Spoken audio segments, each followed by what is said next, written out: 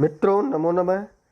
पाणिनि शिक्षा में आज हम 10 श्लोकों तक की चर्चा कर लिए हैं। अब 10 श्लोक से आगे के श्लोकों में बढ़ेंगे तो थोड़ा सा हम आपको पूर्व ज्ञान से जोड़ दें। इसके पहले तक हमने वर्णों के 5 भेद बताए गए थे और वह 5 भेद किस आधार पर हैं तो अंतिम श्लोक में बताया गया था कि स्वर के आधार पर, काल के आधार पर, स्थान के आधार पर, अभ्यंतर प्रत्न और बाह्य प्रत्न के आधार पर वर्णों में भेद किए गए।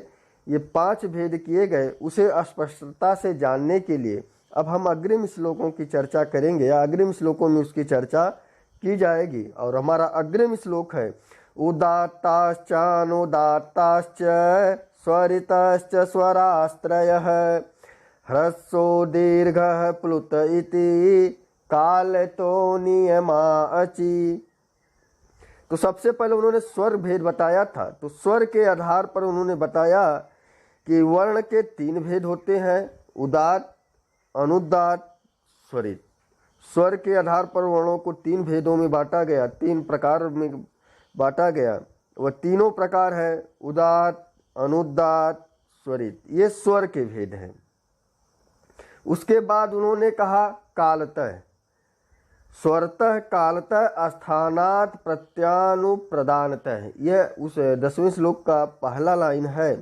तो स्वर के आधार पर उन्होंने बताया कि उदात्त, अनुदात्त, स्वरित ये 3 प्रकार के भेद होते हैं। अब वह काल के स्थान पर बता रहे हैं कि काल अर्थात समय, वर्णों के बोलने में जो समय लगता है या जो मात्रा काल होती है उसके आधार पर भी स्वरों को या वर्णों को 3 प्रकार भागों में बांटा गया। और वह 3 प्रकार क्या हैं कि ह्रस्वो दीर्घ प्लुत इति काल तो नियमा अचि। जो यह ह्रस्व अर्थात 1 मात्रा काल, दीर्घ 2 मात्रा काल और प्लुत 2 से ज़्यादा अर्थात 3 मात्रा काल, अर्थात ह्रस्व 1 मात्रा, 2 मात्रा, दीर्घ 2 मात्रा और प्लुत 3 मात्रा, इनके आधार पर वर्णों का विभाजन किया गया। अर्थात काल के आधार पर जो है वर्णों को 3 भागों में बांटा गया, ह्रस्व, दीर्घ, प्लुत। तो और यह जो नियम है केवल स्वर में ही होते हैं। उदात्त, अनुदात्त, स्वरित यह भी स्वर के भेद होते हैं। ह्रस्व, दीर्घ, प्लुत यह भी जो है स्वर के भेद होते हैं। इसीलिए लिखा गया है कि नियमा अच। यह जो नियम है वह केवल अच वर्णों में ही होता है, अर्थात स्वर वर्णों में ही होता है। उदात्ताश्च अनुदात्ताश्च स्वरितश्च स्वरास्त्रयः ह्रस्वो दीर्घ प्लुत इति काल तो नियमा अचि। तो इस श्लोक में बताया गया कि स्वर के आधार पर 3 भेद होते हैं, उदात्त, अनुदात्त, स्वरित। काल के आधार पर भी वर्ण के 3 भेद होते हैं, ह्रस्व, दीर्घ और प्लुत। अब जो है यहाँ पर सबसे पहले उन्होंने स्वर की चर्चा की तो उसके बारे में एक और नया टॉपिक आया कि उदात्ते निषाद गांधारौ वनुदात्त ऋषभ धैवतौ स्वरित प्रभवा हेते षडज मध्यम पंचमा। तो इस श्लोक में यह बताया जाएगा कि स्वर तो अभी 3 है, जैसा हम लोग अभी इसके पहले श्लोक में पढ़ा, उदात्त, अनुदात्त, स्वरित। लेकिन कुछ लोग कहते हैं कि स्वर 7 होते हैं, सारे गामा पाधा नी सा, सारे गामा पाधा नी।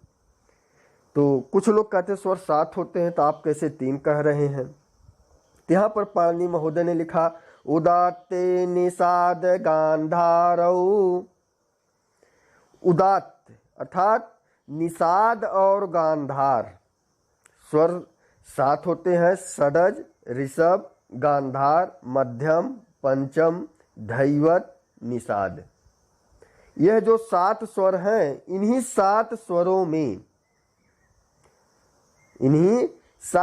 में षडज, ऋषभ, गांधार, मध्यम, पंचम, धैवत और निषाद, इन्हीं 7 स्वरों में जो निषाद और गांधार हैं, जो निषाद और गांधार है। निषाद अर्थात सारे गा मा पा धा नी और गांधार से गा, सा रे गा, अर्थात सातों स्वरों में तीसरा और सातवां गा और नी, गा और नी से निषाद और गा से गांधार, यह जो स्वर हैं उदात्त होते हैं। उदात्त माने उदात्त में कौन कौन से वर्ण स्वर आते हैं? निषाद और गांधार, माने गा और नी, अर्थात तीसरे और सातवें अक्षर क्या है?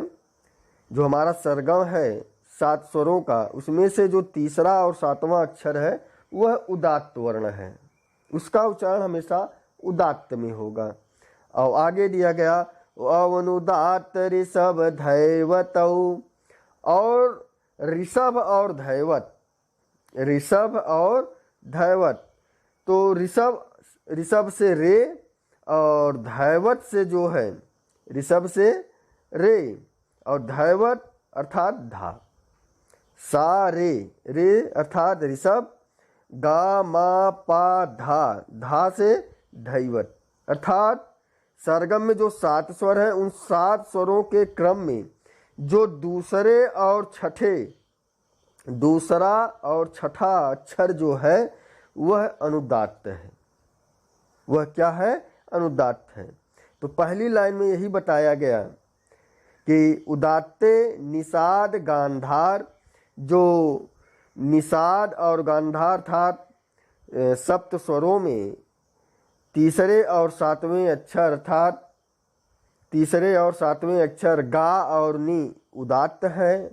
रे और धा, रे और धा अर्थात ऋषभ और धैवत यह अनुदात्त है।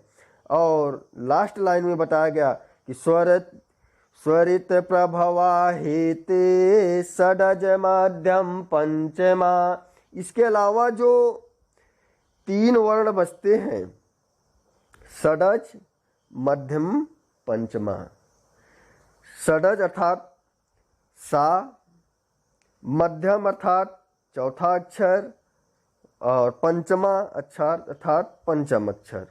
तो यहाँ पर पंचम अक्षर क्या हो जाएगा? सा जो है पहला अक्षर है, षडज हो गया। मध्यम से आपका बोध होगा चौथा अक्षर अर्थात मध्यम से मा, सा मा, और उसके बाद 5वां अक्षर जो हमारा है पंचम, तो दिया जाएगा सा रे गा मा पा, पा से पंचम। तो सा, उसके बाद मा और पा, यह क्या है? स्वरित है। यह क्या है? स्वरित है। तो यहाँ पर उन्होंने बताया कि स्वर तो आज तक हमने जाना कि स्वर 7 होते हैं, सा रे गा मा पा धा नी, अर्थात इन 7 स्वरों को पाणिनि महोदय ने कहा नहीं, 3 होते हैं। उनका भाव भले अलग हो, उच्चारण अलग भले हो जाए, अलग जगह से भले उच्चरित होते हों, लेकिन इनकी गणना उदात्त अनुदात्त स्वरित में ही होती है। उदात्त अनुदात्त स्वरित में कैसे होती है कि निषाद और गांधार को वह उदात्त वर्ण मानते हैं, ऋषभ और धैवत को अनुदात्त मानते हैं, षडज मध्यम और पंचमा वर्ण को वह स्वरित मानते हैं। तो इस श्लोक में यही बताया गया। एक बार हमारे साथ वाचन कीजिए। उदात्ते निषाद गांधारौ अनुदात्त ऋषभ धैवतौ स्वरित प्रभवा हेते षडज मध्यम पंचमा। तो अब जो है अगले श्लोकों में यह बताया जाएगा कि हमने स्वर के भेद जान लिए और उसके बाद काल के आधार पर हमने भेद जान लिए। तो उसके बाद अब अगला जो भेद था स्थान, स्वर के आधार पर, काल के आधार पर, स्थान के आधार पर अभ्यांतर प्रयत्न और बाह्य प्रयत्न। तो हमने स्वर को जान लिया, काल के स्थान पर जान लिया अर्थात उच्चारण काल के समय के स्थान पर जान लिया कि भेद कैसे होते, हर्ष दीर्घ प्लुत, ये काल के आधार पर वर्णों के भेद किए गए। अब स्थान के आधार पर जो भेद हैं इसकी चर्चा की जाएगी कि स्थान के कितने भेद हैं। तो इस श्लोक में बताया जाएगा कि हम वर्णों का जो उच्चारण स्थान है वह 8 प्रकार से कर सकते हैं। अष्टौ स्थानानि वर्णानाम् उरः कंठः शिरस्तथा। अष्टौ स्थानानि वर्णानाम् उरः कंठः शिरस्तथा। जिह्वा मूलं च दन्ताश्च नासिकोष्ठौ च तालु च। तो इसमें बताया गया कि जो स्थान के आधार पर वर्णों के भेद किए गए वह 8 प्रकार से होता था, तो वह 8 जगह से उच्चरित होते हैं। जो हमारे शरीर में वर्णों का उत्पत्ति स्थान है, जो बर्थ प्लेस है, जहाँ से वर्ण जन्म लेते हैं, तो जो वर्ण जहाँ से जन्म लेगा वही उसका उच्चारण स्थान कहलाता है। हम जिस जगह पर जन्म लेते हैं वही हमारी मातृभूमि कहलाती, वही हमारी जन्मभूमि कहलाती है।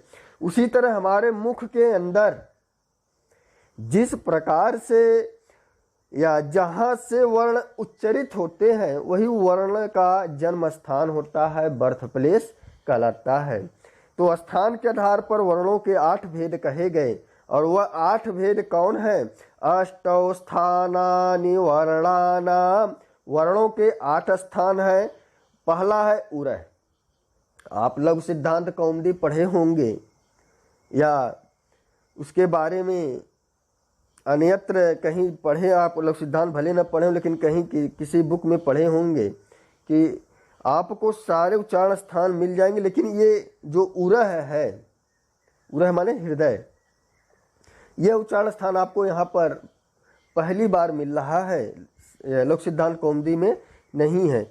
तो वर्णा नाम उरः, पहला उच्चारण स्थान क्या है? उरः अर्थात हृदय। दूसरा है कंठ, तीसरा है शिरस्थ, तीसरा क्या है? सिर वर्ण। और उसके बाद दिया है जिह्वा मूलम, कि जो जिह्वा के मूल से वर्ण उच्चरित होते हैं, जिह्वा मूल। दंताश, कुछ वर्ण ऐसे हैं जो दंत से उच्चरित होते हैं। कुछ वर्ण नासिका, नासिका से। ओष्ठौ अर्थात ओठ, और च तालु च, और कुछ वर्ण तालु से। तो कभी कभी हमारे बड़ी कक्षाओं में या जो हम लोग असिस्टेंट प्रोफेसर यूजीसी नेट आदि की टीजीटी पीजीटी परीक्षा देते हैं, तो टीजीटी के प्रश्न पत्र में शायद ये प्रश्न न आए, लेकिन पीजीटी के प्रश्नों में यह आ सकता है। वर्णों का उच्चारण स्थान कहाँ कहाँ से होता है या कितने भेद हैं स्थान के आधार पर वर्णों के? तो 8 भेद हैं। ये हमारा जवाब होना चाहिए। तो कौन कौन से हैं? उर, कंठ, सिर, जिह्वा मूल, दंत, नासिका, ओठ और तालु।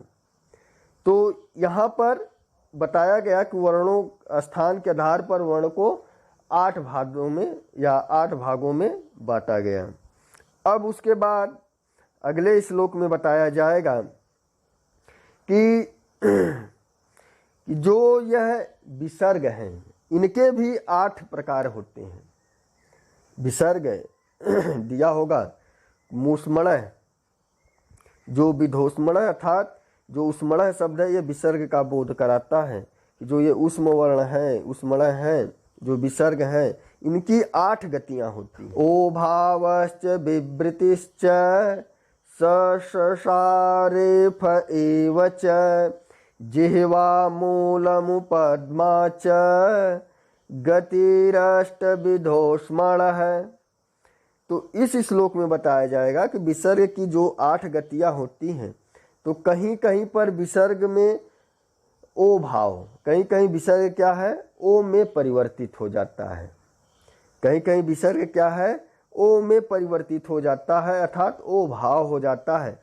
जैसे शिवः बंदः इति शिवो वंदः, यहाँ पर विसर्ग जो है ओ में परिवर्तित हो गया। दूसरा दिया है विवृति, कहीं कहीं पर विसर्ग का लोप हो जाता था तो अदर्शन हो जाता, उसका दिखाई नहीं पड़ता। जैसे कह ईसः इति कईसः, क ईसः, यहाँ पर कह में जो विसर्ग है वह हट गया। तो कहीं कहीं पर विसर्ग क्या है? हट जाता है। कहीं कहीं पर विसर्ग स, श, स इन तीनों में परिवर्तित हो जाता है। इसके आपके उदाहरण होंगे हरिष्येते, हरि प्लस सेते। यहाँ पर विसर्ग का तालव्य स में क्या हुआ, परिवर्तन हो गया। दूसरा है मूर्धन्य से आविह कृतम। यहाँ पर जो आविह कृतम में विसर्ग का मूर्धन्य से हुआ तो बना आविष्कृतम। तीसरा है स, दंती स। तो यह जो दंती स है, कह कह में जो पहला कह है, उस कह का जो विसर्ग है, उस क का जो विसर्ग है वो दंती स में परिवर्तित होकर कस कह बन गया। कह कह इति कस कह। और उसके बाद दिया रेफ। कहीं कहीं पर जो विसर्ग का रेफ हो जाता है, अह पति इति अहर पति। आपको बहुत सारे ऐसे एग्जाम्पल मिलेंगे, अह पति इति अहर पति। और दिया है जिह्वा मूलम। कहीं कहीं पर विसर्ग का जो है जिह्वा मूल हो जाता है, जैसे कह करोति, तो विसर्ग के बाद क आया है तो यहाँ पर यह जिह्वा मूल हो गया। तो जब इसका उच्चारण करेंगे क करोति, क करोति, क करोति, इस तरह से उच्चारण करेंगे। और दिया है उपधमा। कहीं कहीं पर विसर्ग जो है उपधमा में परिवर्तित, उपधमानी हो जाता है। तो कैसे होता है, हमने आपको सूत्र पढ़ाया होगा, पफाभ्याम। प और फ के पहले यदि अर्ध विसर्ग जैसा चिन्ह आए तो उसका उच्चारण स्थान क्या हो जाता है, उपधमानी हो जाता है। तो यहाँ पर वही दिया है, कह पचति में कप पचति, कप पचति, कप पचति, इस तरह से करेंगे। विसर्ग का उच्चारण करने से पहले ही क्या है, हमारी दोनों ओठें सड़ जाएंगी। विसर्ग का आधा उच्चारण करना है। तो यहाँ पर बताया गया कि गति ही अष्ट विधोष्मण। ये जो विसर्ग हैं इनकी 8 गतियाँ होती हैं, अर्थात ये 8 प्रकारों में परिवर्तित हो जाते हैं। कौन कौन से प्रकार हैं, पहला दिया है, कहीं विसर्ग ओ भाव हो जाएगा, कहीं विसर्ग का पूरा अभाव हो जाएगा, विसर्ग हट जाएगा, कहीं पर भी विसर्ग तालव्य स में, कहीं मूर्धन्य स में, कहीं दंती में, कहीं रेफ में अर्थात र में, कहीं जिह्वा मूली हो जाएगा, कहीं उपधमानी हो जाएगा। की 8 गति बताई है। तो प्रश्न बहुत आसान है, इससे आप अगर श्लोकों का अर्थ जान गए तो आने वाली किसी भी परीक्षा में अगर प्रश्न पूछे जाएंगे विसर्ग की कितनी गतियां हैं, तो विसर्ग की 8 गतियां हैं। स्थान के आधार पर वर्णों के कितने भेद किए गए, स्थान के आधार पर वर्णों के जो है उच्चारण स्थान जो है वह 8 भेद किए गए। कौन कौन से हैं, उर है, कंठ है, सिर है, जिह्वा मूल है, दंत है, नासिका है, ओष्ठ है, तालु है। तो इस प्रकार से जो है प्रश्न बनेंगे। अब हम अपने अग्रिम श्लोक की तरफ चलते हैं और यह हमारा अंतिम श्लोक होगा कि यद्यो भाव प्रसंधानम उकारादि परम पदम स्वरांतम तादृशम विद्यात् यदन्यद्व्यक्तम ऊष्मणम। इन्होंने बताया कि इन 8 प्रकार की जो विसर्ग की गतियां होती हैं उनके कुछ और भी विशेषण हैं, अर्थात उनको कैसे जाना जाए। तो ओ भावस्य, उन्होंने सबसे पहले ओ भाव की चर्चा की थी। पाणिनि महोदय ने या पाणिनि शिक्षा में बताया गया कि ओ भावस्य, जो यह ओ भाव होता है तो इसको हम पहचानेंगे कैसे कि यह विसर्ग के स्थान पर हुआ है कि गुण के स्थान पर हुआ, क्योंकि गुण संधि में भी ओ होता है, गुण संधि में भी ओ होता है। जैसे गंगा प्लस उदकम गंगोदकम, अगर हमें सामने रख दिया जाए गंगोदकम में विसर्ग के स्थान पर ओ प्राप्त हुआ है कि गुण संधि के द्वारा वो प्राप्त हुआ, इसमें हम भेद कैसे करेंगे। तो इस श्लोक में बताया गया कि यदि ओ भाव का हम कहीं प्रसंधान करें या संधि कार्य करें तो यदि पर पद में दिया है उकारादि परम पदम, यदि उ पर पद में हो और उसके पूर्व यदि ओ भाव प्राप्त हो रहा है, उसके पूर्व, जैसे गंगा प्लस उदकम, उदकम पर पद में है अर्थात वो जो उदकम शब्द है, जो उकार आदि है, अर्थात उदकम में जो उ आदि में है वो हमेशा पर वर्ण है, और उसके पहले जो गंगा में ओ हमें दिखाई पड़ेगा संधि कार्य होने पर, तो वह कैसा होना चाहिए? स्वरांत में। हमें उसे स्वरांत समझना चाहिए, विसर्ग का नहीं समझना चाहिए, स्वरांत समझना चाहिए।